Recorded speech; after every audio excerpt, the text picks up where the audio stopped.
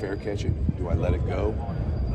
So there's more to that. On kick returns, I would say it's more about the execution of the other 10 guys first, because making people miss on kick returns. Now, you got to break tackles on kick returns because you're running full speed, but it's a different tempo of a play. But the other execution of the frontline guys, probably on kick return, is really where it all starts. When you've had good returners, are there some pillars of a good returner that you see in those guys that's almost universal? Yeah, I would say number one being mentally tough to understand that it's not always going to look perfect, and you got to run through the smoke and just trust there's going to be clean air on the other side of that door. Because sometimes there is, sometimes there's not.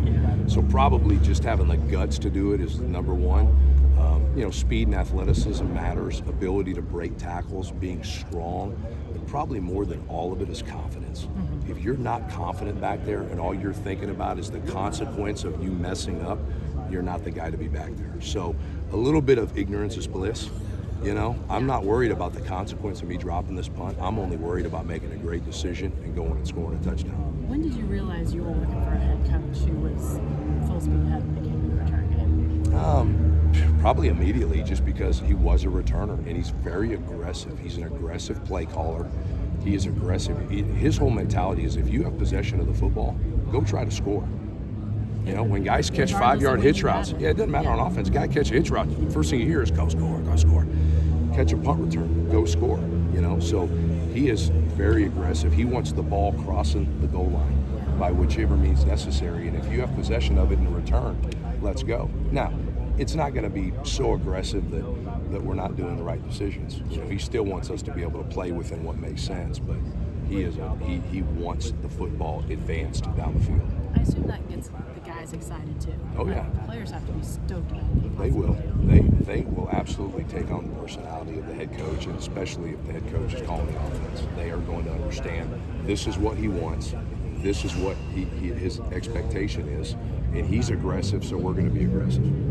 How do you feel about the group of guys that you've got back there to be those return men for you?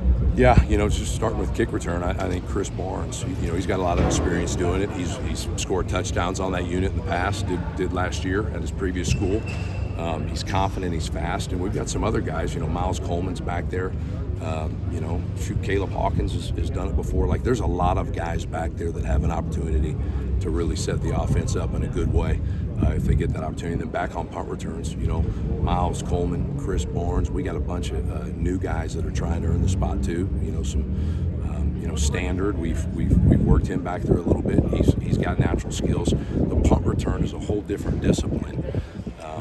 And so those guys that can track the ball well and understand all the different type of punts that are coming at them. Kickoffs, you're kind of getting this or this. Punts, whole different deal. Wind comes into play. Spirals, spiral right, left, end over end, banana balls, low rugby kicks. There's a whole, myriad of things that they've got to be ready for back there as punt returns.